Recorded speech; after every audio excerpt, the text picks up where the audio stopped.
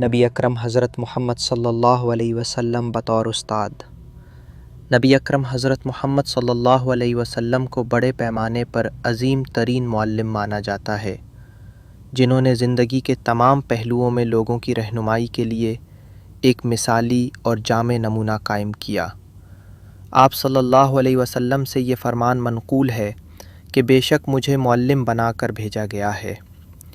آپ صلی اللہ علیہ وسلم کا طریقہ تدریس، جس نے ایک معاشرے کو بدل کر ایک عالمی تہذیب کی بنیاد رکھی، مندرجہ ذیل کلیدی اصولوں کی خصوصیت رکھتا ہے۔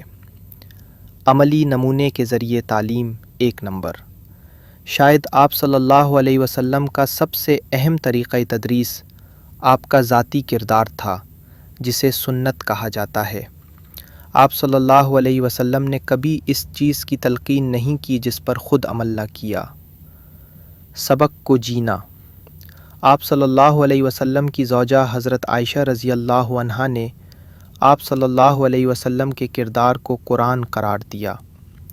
آپ صلی اللہ علیہ وسلم نے ہر اصول پر عمل کیا جس کی تعلیم دی، جس سے آپ کے اسباق ٹھوس اور مخلصانہ بن گئے۔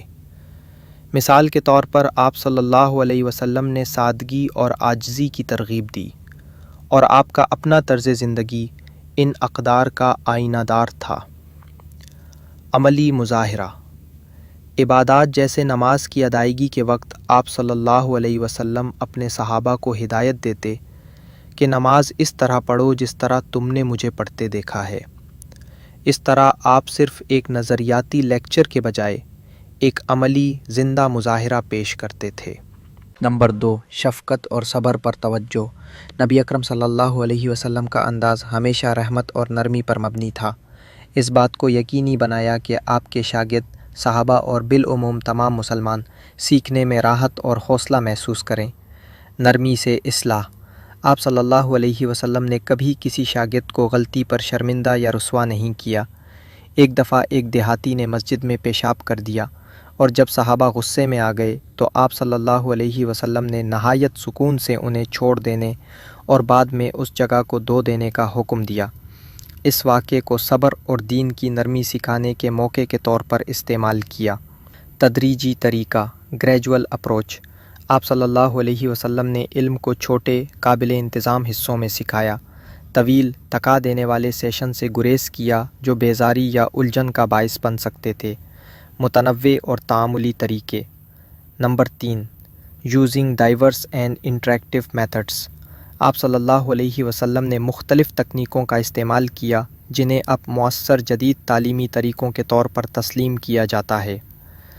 سوال و جواب۔ آپ صلی اللہ علیہ وسلم اکثر سننے والوں کو سوالات پوچھ کر سوچنے کی ترغیب دیتے اور سمجھ کو یقینی بناتے۔ حدیث جبریل اس کی ایک مثال ہے، جہاں فرشتہ اسلام، ایمان اور احسان کے بارے میں سوال کرتا ہے، اور آپ صلی اللہ علیہ وسلم اس مکالمے کو صحابہ کو تعلیم دینے کے لیے استعمال کرتے ہیں۔ تشبیہات اور مثالیں، انالوجیز اینڈ پیرابلز۔ آپ صلی اللہ علیہ وسلم نے گہرے روحانی حقائق کو بیان کرنے کے لیے واضح مثالوں کا استعمال کیا۔ مثال کے طور پر آپ صلی اللہ علیہ وسلم نے 5 وقت کی نمازوں کو دروازے پر بہنے والی اس نہر سے تشبیہ دی جس میں کوئی شخص دن میں 5 بار غسل کرے، اور پوچھا کہ کیا اس کے جسم پر کوئی میل باقی رہے گا؟ یہ جواب مکمل طور پر واضح کرتا ہے کہ نمازیں کس طرح گناہوں کو صاف کرتی ہیں۔ بصری معاونت، تصویر کشی۔ بعض اوقات آپ صلی اللہ علیہ وسلم کسی بات کو واضح کرنے کے لیے زمین پر لکیریں کھینچتے تھے، جیسے صراط المستقیم سیدھے راستے کے لیے ایک سیدھی لکیر، اور گمراہی کے راستوں کے لیے اس سے نکلتی ہوئی مختلف لکیریں کھینچنا۔ تکرار۔ آپ صلی اللہ علیہ وسلم اکثر اہم نکات کو 3 بار دہراتے تھے تاکہ یہ یقینی بنایا جا سکے کہ پیغام آپ کے سامعین کو واضح طور پر سمجھ آ گیا ہے اور وہ اسے یاد رکھ سکیں۔ نمبر 4، توحید۔ بنیادی تصورات کو ترجیح، پرائرٹائزنگ کور کانسیپٹس۔ آپ صلی اللہ علیہ وسلم کی تعلیم کا بنیادی مرکز ہمیشہ توحید یعنی اللہ کی وحدانیت اور نفس کی پاکیزگی رہا۔ آپ صلی اللہ علیہ وسلم نے لوگوں کو ایک حتمی مقصد کے ساتھ جینا سکھایا، خود کو اللہ کے سامنے سر تسلیم خم کرنے اور روزمرہ کے معاملات، خاندانی زندگی اور کاروبار میں اخلاقیات اور اقدار پر توجہ مرکوز کرنے کا درس دیا۔